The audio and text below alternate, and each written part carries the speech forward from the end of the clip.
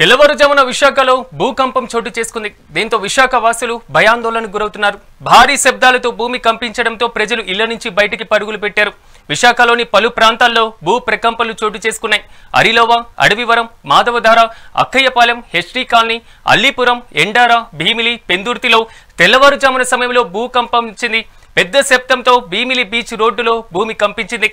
ఇక ఇదే అంశంపై మరింత సమాచారం మా విశాఖ బ్యూరో చీఫ్ భరత్ కుమార్ అందిస్తారు.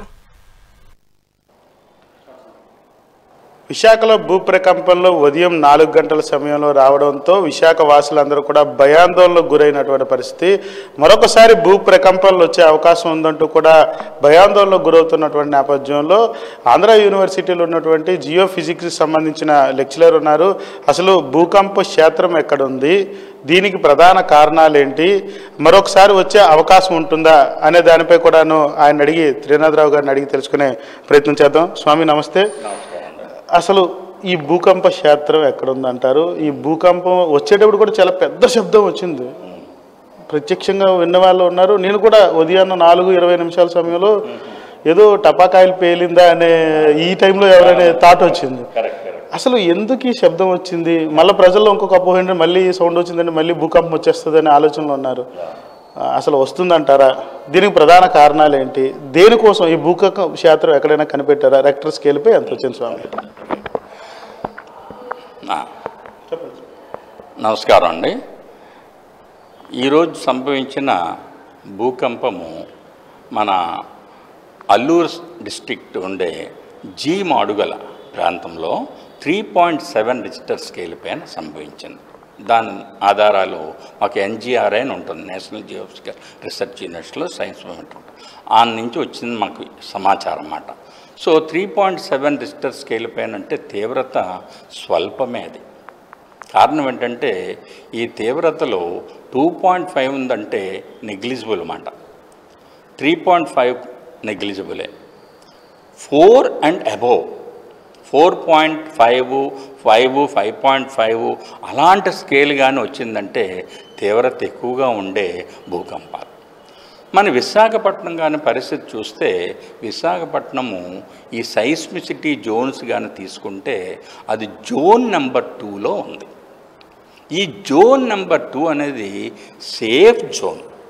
ఇదే కాకుండా మనకి బెంగళూరు కానీ తిరుచునాపల్లి కానీ సౌత్ ఇండియాలో కొన్ని భాగాలు ఉన్నాయి, అవన్నీ కూడా సేఫెస్ట్ జోన్స్.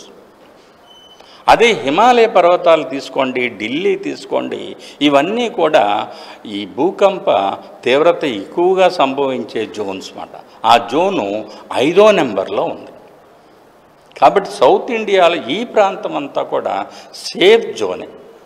మా శాస్త్రవేత్తల ప్రకారము మేము తీసుకున్న రిక్టర్ స్కేల్ యొక్క జోన్స్ బట్టి తీసుకుంటే మన సేఫ్ జోన్. సో ప్రజలు ఎట్టి పరిస్థితుల్లో కూడా ఆందోళన చెందని అవసరం. కానీ ఈరోజు జరిగిన ఈ భూకంపము ఎట్లాగొచ్చిందంటే ఈ భూమి లోపల కొన్ని పొరలు ఉంటాయి.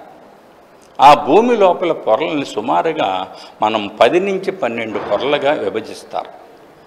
ఈ పై పొరను ఏమంటారంటే క్రస్ట్ అంటాం. 0 to 50 కిలోమీటర్స్ లోపల అంతర్భాగం వరకు భూమికి దాన్ని క్రస్ట్ జోన్ అంటాం. 50 కిలోమీటర్ల నుంచి లోపల సుమారుగా 3000 కిలోమీటర్ల వరకు భాగాన్ని ఏమంటారంటే మ్యాంటిల్ అంటారు. ఈ మ్యాంటిల్ని కూడా మరలా అప్పర్ మ్యాంటల్, లోవర్ మ్యాంటల్ అంటారు. నెక్స్ట్ 3000 కిలోమీటర్ల నుంచి భూమి అడుగున అంటే కేంద్రకంగా తీసుకుంటే 6470 కిలోమీటర్ల వరకు తీసుకుంటే దాన్ని కోర్ అంటారు. కోర్ అనేది ఎక్కడ చాలా ఎక్కువ టెంపరేచర్ కలిగిన భాగం అన్నమాట. సుమారుగా 8000 డిగ్రీల సెల్సియస్ ఉష్ణోగ్రత ఏర్పడుతుంది. ఆ ఉష్ణోగ్రత ఏం జరుగుతుందంటే అది అలా ఉండడం వలన ఈ భాగాలతోటి మిళితం అయిపోయి ఎక్కువ ఉష్ణోగ్రత వలన లావా కింద ఫార్మ్ అవుతుంది. ఈ లావాయే ఈ భూమి తన చుట్టూ తాను తిరగడం వలన ఏమవుతుందంటే ఈ లావా అంతా కూడా మన క్రస్ట్ అంటే ఉపరితలానికి ఒక శక్తి రూపంలో మనకు వస్తుంది. ఒకసారి లావా బద్దలైపోయి మనకి అగ్నిపర్వతాలుగా ఏర్పడతాయి. కొన్ని మన ప్రపంచంలో కానీ తీసుకుంటే కొన్ని ఐలాండ్స్ ఉన్నాయి అగ్నిపర్వతాలు అన్నమాట. అక్కడ విపరీతమైన శక్తి విడుదలవుతుంది. దాని చుట్టుపక్కల అంతా కూడా ఎవరు ఉండలేరు. కానీ మనకిక్కడ విశాఖపట్నంలో అటువంటి లాభా లేదు, ఎందుకంటే మనం సేఫ్ జోన్లో ఉన్నాం. ఇప్పుడు ప్రజలందరూ కూడా ఒక అపోహలో ఉన్నారు. ఎలా అంటే మళ్ళీ వస్తుంది, సునామీ వచ్చేస్తుంది, 2004లో చూసినటువంటి వాళ్ళందరూ కూడా కాస్త భయాందోళనలో ఉన్నారు. ఎలా అంటే ప్రజలకి ఇది ఎలా చెప్పొచ్చు అంటారు? ప్రజలు మన విశాఖపట్నం స్థితిగాని చూస్తే మాకుండే లెక్కల ప్రకారము ఇది సేఫ్ జోన్లో ఉంది. మీరు భయపడిన అవసరం, కానీ ప్రకృతి ఒకసారి మానవుల యొక్క తప్పిదాల వలన కొన్ని ఇలాంటివి కూడా సంభవించడానికి అవకాశం ఉంటుంది. అది మనం చెప్పలేము, కానీ శాస్త్రాల ప్రకారం మాట మాకుండే ఈ నాలెడ్జ్ ప్రకారము మన విశాఖపట్నం సేఫ్ జోను, కానీ కొన్ని జాగ్రత్తలు మాత్రం మనం తీసుకోవాలి.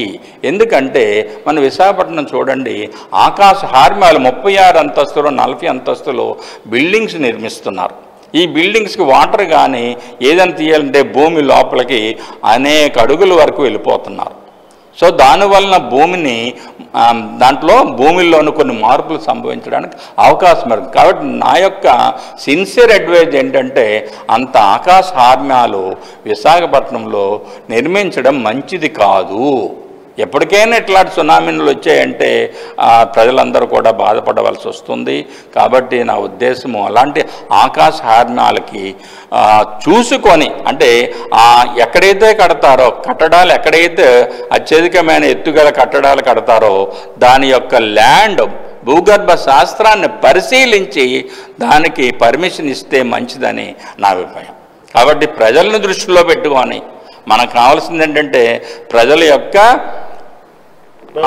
భవిష్యత్తు ఇంపార్టెంట్. కాబట్టి వాటిని దృష్టిలో తీసుకొని గవర్నమెంట్ వారు ప్రత్యేకంగాను శ్రద్ధ చూపి ఆకాశ హార్మ్యాలు నిర్మిస్తున్నప్పుడు భూగర్భం యొక్క స్థితిని పరిశీలించి అక్కడ అనువుగా ఉంటుందా లేదా, లేకపోతే పర్మిషన్ ఇవ్వద్దని నా యొక్క విన్నపం అండి. Okay, right sir, thank you sir. ఏదైతే గత రాత్రి తెల్లవారుజామున 4:18 ప్రాంతంలో ఏర్పడినటువంటి భూ ప్రకంపనలకు సంబంధించినంత వరకు కూడాను జీ మాడుగులలో ఈ భూ ప్రకంపనల కేంద్ర బిందువును గుర్తించారు. సుమారు 3.7 ఏదైతే రెక్టర్ స్కేల్పై నమోదైనటువంటి పరిస్థితి భూకంపనలకు సంబంధించినంత వరకు. కానీ విశాఖపట్నంలో ప్రజలందరూ కూడా భయభ్రాంతులు ఉన్నటువంటి నేపథ్యంలో విశాఖపట్నం జోన్ 2లో ఉంది, సేఫెస్ట్ ప్లేస్. కాబట్టి ఈ ప్రజలెవరు కూడా భయపడాల్సిన అవసరం లేదు. కానీ ప్రకృతికి సంబంధించినంత వరకు కూడా మానవులు ప్రకృతికి సంబంధించి విధ్వంసానికి గురి చేసేటటువంటి పరిస్థితుల్లో ఖచ్చితంగా మూల్యం చెల్లించుకోవాల్సి వస్తుంది. నేపథ్యంలో ప్రజలందరూ కూడా అప్రమత్తంగా ఉండాలి, ప్రకృతిని ప్రేమించేటటువంటి పరిస్థితిలో ఉండాలి తప్ప విధ్వంసానికి గురి చేయొద్దంటూ కూడా ప్రొఫెసర్ చెప్తున్నటువంటి పరిస్థితి. కెమెరా పర్సన్ నారాయణతో భరత్, మెగా 9 టీవీ, విశాఖ నుంచి.